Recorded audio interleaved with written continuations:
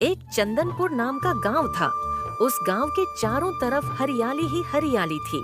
चारों तरफ चिड़िया की चहचहाने की आवाज गूंजती थी। उसी गांव में शंभू और उसके पिता भोला रहते थे। वे बहुत गरीब थे। वे दोनों राजा के यहाँ काम करते थे। काम के बदले राजा उन्हें अनाज देता था, लेकिन उस अनाज से उन दोनों का पेट नहीं भरता था। ये सब देखकर शंभू पिता से बोला, पिताजी, हम राजा के यहाँ काम नहीं करेंगे। हम राजा का काम सुबह से शाम तक करते हैं, लेकिन राजा हमें इतना कम अनाज देता है। मैं आज से काम पर नहीं जाऊंगा। आप अकेले ही जाना। ठीक है, इस बारे में मैं राजा से बात करूंगा, लेकिन इसके बाद तुम क्या करोगे? शंभू कुछ देर सोचता है और फिर बोलता है, पिताजी, मैं चाय की दुकान खोलूंगा।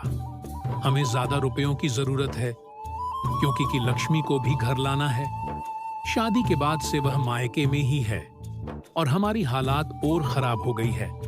अब मुझे कोई अच्छी सी काम नजर आ रही है, तो वह चाय की दुकान है। शंभू ने शादी के बाद लक्ष्मी को उसके मायके में छोड़ दिया था, क्योंकि शंभू के पास कुछ नहीं था सिवाय इस घर के अलावा। लक्ष्मी के पिताजी भी राजा के दरबार में रहते थे। भोला के अच्छे दोस्त थे, इसलिए भोला ने दोस्ती को रिश्तेदारी में बदल लिया। शंभू ने कुछ रुपए कर्ज लेकर अपनी चाय की दुकान खोली। अब उसकी चाय की दुकान पर लोगों की भीड़ लगने लगी। शंभू की चाय पीने के लिए दूसरे गांव के लोग आने लगे। अरे शंभू, तुम्हारे चाय का तो जवाब नहीं।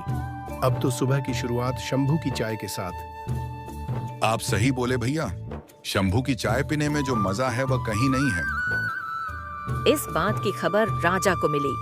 राजा चाय की इतनी प्रशंसा सुना तो उसका भी मन था कि वह भी चाय पिए।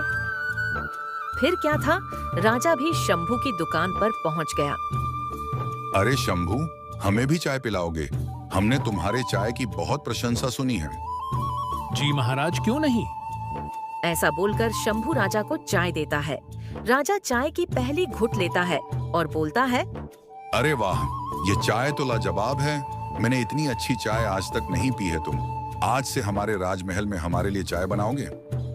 नहीं महाराज, मैं राजमहल में नहीं जा सकता हूँ, क्योंकि यहाँ पर दूसरे गांव के लोग भी चाय पीने के लिए आते हैं और मैं सभी को चाय पिलाता हूँ। मैं यहाँ पर पूरे गांव की सेवा कर सकता हूँ, लेकिन राजमहल में सिर्फ आप होंगे। राजा ने शंभू की बातों से खुश होकर बोला, शंभू, तुम एक अच्छे और ईमानदार इंसान हो। हम तुमसे बहुत खुश हुए। हम तुम्हें इनाम में सोने के सिक्के देते हैं। अब शंभू अपने घर की मरम्मत करवाता है और अपनी बीवी को अपने ससुराल से घर लाता है। शंभू और उसके पिता चाय की दुकान पर काम करते और लक्ष्मी घर का कामकाज करती थी। अब वह तीनों खुशी के साथ रहने लगे। सिख, कोई भी काम छोटा या बड़ा नहीं होता है।